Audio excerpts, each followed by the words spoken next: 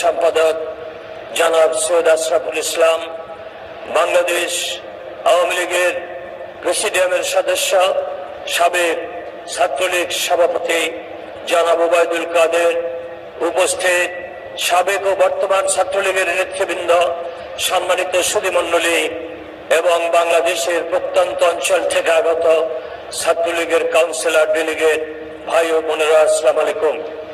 আমি শ্রদ্ধা করে যিনি এই ছাত্রলীগ প্রতিষ্ঠা করেছিলেন সেই জাতির পিতা বঙ্গবন্ধুকে স্মরণ করি। 1948 সনের 4 জানুয়ারি বঙ্গবন্ধুর হাতে এই ছাত্রলীগ প্রতিষ্ঠিত হয়েছিল। তার কাছে থাকার সৌভাগ্য অর্জন করেছিলাম, তার স্নেহে আমাদের জীবন ধন্য। তিনি বলতেন, যখন উপলব্ধি করেছি পাকিস্তানের কাঠামোর মধ্যে নয়, একদিন বাংলার ভাগ্য নিয়ন্তা বাঙালিদেরকে হতে হবে, সেই লক্ষ্য সামনে নিয়ে প্রথমে তোমাদের এই ছাত্রলীগ প্রতিষ্ঠা করেছি। এই ছাত্রলীগ প্রতিষ্ঠা করেছি 4 জানুয়ারি। 2রা মার্চ ভাষা আন্দোলনের জন্য সর্বদলীয় ভাষা সংগ্রাম পরিষদ গঠন করেছি এবং এই ছাত্রলীগের নেতৃত্বে 11ই মার্চ প্রথম হরতাল আন্দোলন সংগ্রামের মধ্য দিয়ে ভাষা আন্দোলনের দাবি আমরা তুলে ধরেছি। এই ছাত্রলীগের কথা তিনি বলতেন, আমার মনে আছে এই সেই রমনা বটমূল 1970-এর 4 জানুয়ারি আমার সভাপতিত্বের সভা, আমি তখন ছাত্রলীগের সভাপতি এবং ডাকসুর ভিপি। তিনি বলেছিলেন, এখানে গর্ব করে ছাত্রলীগের ইতিহাস, সংগ্রামের ইতিহাস, ছাত্রলীগের ইতিহাস, বাংলার মানুষের অধিকার প্রতিষ্ঠার ইতিহাস। প্রতিটি সংগ্রামে আন্দোলনে ছাত্রলীগ তার ঐতিহাসিক ভূমিকা পালন করেছে।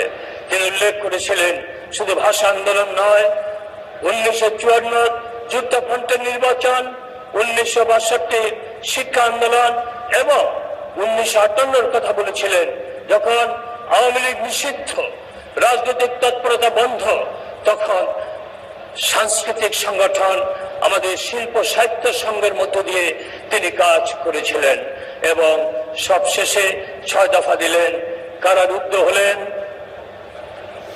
ষড়যন্ত্র মামলা দেওয়া হলো বঙ্গবন্ধুকে ফাঁসির রশি ঝুলাবার জন্য।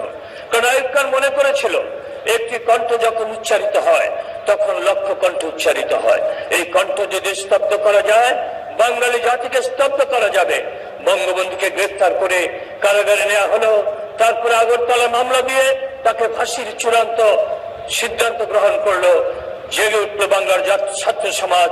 1969-এ ঐতিহাসিক 11 দফা কর্মসূচি প্রণয়ন করে আমরা যে 17 জানুয়ারি যাত্রা শুরু করেছি, 20 জানুয়ারি আসাদের রক্তের মধ্য দিয়ে, 24 জানুয়ারি মতিউর মকবুল রুস্তম আলমগীরের রক্তের মধ্য দিয়ে গণ অভ্যুত্থান সৃষ্টি করে, 22 ফেব্রুয়ারি প্রিয় নেতাকে মুক্ত করে, 23 ফেব্রুয়ারি এই সরোয়ার উদ্যানে কৃতজ্ঞ বাঙালি জাতির পক্ষ থেকে কৃতজ্ঞ চিত্তে জাতির পিতাকে বঙ্গবন্ধু উপাধি দিয়ে আমরা তার সামান্য হলেও ঋণ শোধ করার চেষ্টা করেছি। এই সেই ছাত্রলীগ, যে ছাত্রলীগ 70 নির্বাচনে ঐতিহাসিক ভূমিকা পালন করেছে এবং 71-এর মুক্তিযুদ্ধে বঙ্গবন্ধুর নির্দেশিত পথে পরিচালিত হয়ে মুক্তি সংগ্রাম সংগঠিত করেছে। জাতির পিতা বঙ্গবন্ধুকে শ্রদ্ধা করে স্মরণ করি। 75-এর 15 আগস্ট যারা জীবন দিয়েছে তাদেরকে স্মরণ করি 4 জাতীয় নেতাকে স্মরণ করি, 71-এর মুক্তিযুদ্ধের শহীদদেরকে স্মরণ করি, যারা এই সংগঠনের প্রয়াত নেতা জনাব আব্দুর রাজ্জাক, আব্দুর রব সহ অসংখ্য নেতা এবং কর্মীদেরকে। প্রিয় ভাই ও বোনেরা, মূল বক্তব্য মাননীয় প্রধানমন্ত্রী দেবেন। আমি মাননীয় প্রধানমন্ত্রীর লিখিত বক্তৃতা দেখেছি, পূর্ণাঙ্গ একটি বক্তৃতা তিনি দেবেন। আমার বলার কিছু নাই, শুধু ছাত্রলীগের সদস্য হিসাবে একদিন ছিলাম, গর্ববোধ করি। এই ছাত্রলীগ গৌরবোজ্জ্বল ইতিহাস সৃষ্টি করেছে। জনাব ওবায়দুল কাদের বলেছেন, জনাব আশরাফ বলেছেন, বঙ্গবন্ধুর হাতে গড়া এই সংগঠন।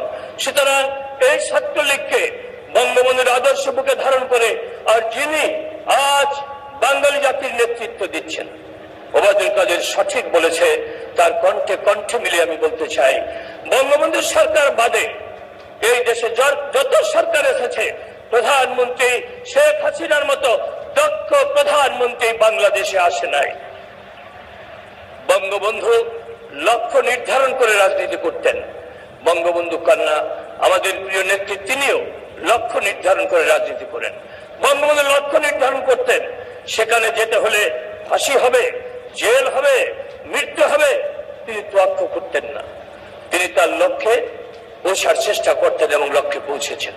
দুটি কথা বলে গিয়েছিলেন, এবারের সংগ্রাম আমাদের মুক্তির সংগ্রাম, এবারের সংগ্রাম আমাদের স্বাধীনতার সংগ্রাম। আমরা স্বাধীনতা অর্জন করেছি, আজ মুক্তির সংগ্রামে প্রধানমন্ত্রী শেখ হাসিনার নেতৃত্বে আমরা এগিয়ে চলেছি। যে বাংলাদেশ ছিল নিঃস্ব, যে বাংলাদেশ ছিল রিক্ত, যে বাংলাদেশে 72-এ বাজেট হয়েছে 787 কোটি টাকা, সেই বাংলাদেশে এখন 2,95,100 কোটি টাকার বাজেট। যে বাংলাদেশে রপ্তানি ছিল না, সেই বাংলাদেশে এখন 31 বিলিয়ন রপ্তানি। যে বাংলাদেশে রিজার্ভ ছিল না, সেই বাংলাদেশে এখন 25 বিলিয়ন রিজার্ভ। যে বাংলাদেশে আমাদের রিমিটেন্স ছিল না, সেটা আজ 15 বিলিয়ন ছাড়িয়ে গেছে। তার নেতৃত্বে, প্রধানমন্ত্রী শেখ হাসিনার নেতৃত্বে তিনি তার লক্ষ্যে এগিয়ে চলেছেন। 2008 সালের নির্বাচনে তিনি দুইটি অঙ্গীকার করেছিলেন, স্বপ্ন দেখিয়েছিলেন মানুষকে, দিন বদলে বলেছিলেন বাংলাদেশ হবে ডিজিটাল বাংলাদেশ, বলেছিলেন বাংলাদেশ হবে মধ্যময়ের দেশ। আজ ডিজিটাল বাংলাদেশ স্বপ্ন না, আজ বাস্তব। আর ইতিমধ্যেই আমরা মধ্যময়ের দেশে রূপান্তরিত হয়েছে। দুর্ভাগ্য আমাদের, বঙ্গবন্ধুকে হত্যা করে যে জিয়াউর রহমান ক্ষমতা দখল করেছিল, স্বাধীনতার চেতনা, মূল্যবোধকে ধ্বংস করার চেষ্টা করেছে।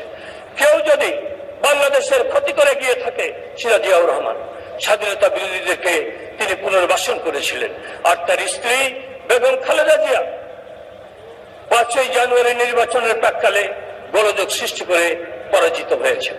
আবার এবছরের 5ই জানুয়ারি 92 দিন হরতাল অবরোধের নামে দেশকে তিনি ধ্বংস করার চেষ্টা করেছিলেন।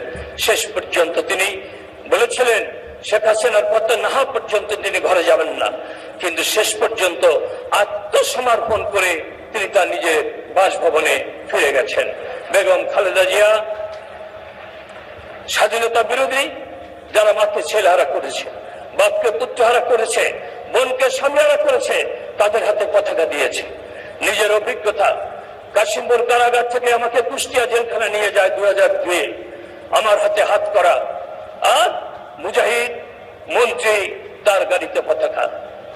এই হলো খালেদা জিয়ার রাজনীতি।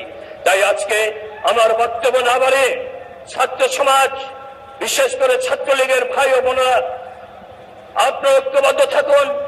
জাতির পিতার নেতৃত্বে আমরা যেমন ঐক্যবদ্ধ ছিলাম, জাতির পিতা যে কথা বলতে পারতেন না, তিনি আমাদেরকে দিয়ে আগে সেটা বলতেন, কারণ রাজনৈতিক নেতা হিসেবে তখন তার সেটা বলার কথা না, কিন্তু আমরা ছিলাম অগ্রগামী বাহিনী, আমরা সে কথা বলতাম। আজকে প্রধানমন্ত্রী বঙ্গবন্ধু কন্যা নিষ্ঠার সাথে, সততার সাথে, দক্ষতার সাথে রাষ্ট্র পরিচালনা করেছেন। সেদিন বেশি দূরে নয়, যেদিন বঙ্গবন্ধু কন্যা শেখ হাসিনার নেতৃত্বে আমরা বঙ্গবন্ধুর স্বপ্নের সোনার বাংলা প্রতিষ্ঠিত করব। এটাই হোক আমাদের শপথ। আপনাদের সকলকে আন্তরিক ধন্যবাদ। জয় বাংলা, জয় বঙ্গবন্ধু।